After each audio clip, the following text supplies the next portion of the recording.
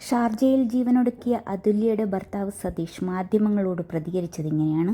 താൻ അതുല്യയെ ഉപദ്രവിച്ചു എന്നത് ശരിയാണെന്നും എന്നാൽ അതുല്യ മരിച്ചതിന് പിന്നിൽ താനല്ലെന്നും സംഭവം നടക്കുമ്പോൾ താൻ പുറത്തായിരുന്നുവെന്നും തിരികെ വന്നപ്പോഴാണ് അതുല്യ തൂങ്ങി മരിച്ച നിലയിൽ കണ്ടെത്തിയതെന്നും സതീഷ് പറയുന്നു. ഫ്ളാറ്റിന് ഒറ്റ ചാവിയേ ഉണ്ടായിരുന്നുള്ളൂ എന്നും അതുല്യയെ മരിച്ച നിലയിൽ കണ്ടെത്തുമ്പോൾ കാൽ മടങ്ങിയ നിലയിലായിരുന്നുവെന്നും സതീഷ്. ചവിട്ടാവുന്ന ഉയരത്തിലാണ് തൂങ്ങിയതെന്നും 3 പേർ പിടിച്ചാൽ അനങ്ങാത്ത കട്ടിൽ പൊസിഷൻ മാറിക്കിടന്നത് പിന്നീട് തൻ്റെ ശ്രദ്ധയിൽപ്പെട്ടെന്നും ഭർത്താവായ സതീഷ് പറയുന്നു. അതുല്യയ്ക്ക് ജോലിക്ക് പോകാനുള്ളതെല്ലാം താൻ ചെയ്തിരുന്നുവെന്നും താൻ ഇടയ്ക്ക് മദ്യപിക്കാറുണ്ടെന്നും ഫേസ്ബുക്ക് പോസ്റ്റ് താൻ തന്നെയാണ് ഇട്ടതെന്നും സതീഷ് പറയുന്നു. താനും ആത്മഹത്യാശ്രമം നടത്തിയിരുന്നുവെന്നും സതീഷ്. ഞാൻ അവൾക്കു വേണ്ടിയാണ് ജീവിച്ചത്. അവൾക്ക് എന്തൊക്കെയോ പ്രശ്നമുണ്ടായിരുന്നു. എന്നോട് കുറേയായി മിണ്ടുന്നില്ലായിരുന്നു.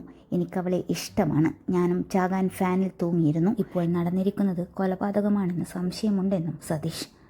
ഞാൻ ഒറ്റയ്ക്കാണെന്നും എനിക്ക് വേണ്ടി സംസാരിക്കാൻ ആരുമില്ലെന്നും സതീഷ് പറയുന്നു. എൻ്റെ 40-ാം വയസ്സിൽ ഒരു കുഞ്ഞുണ്ടായി.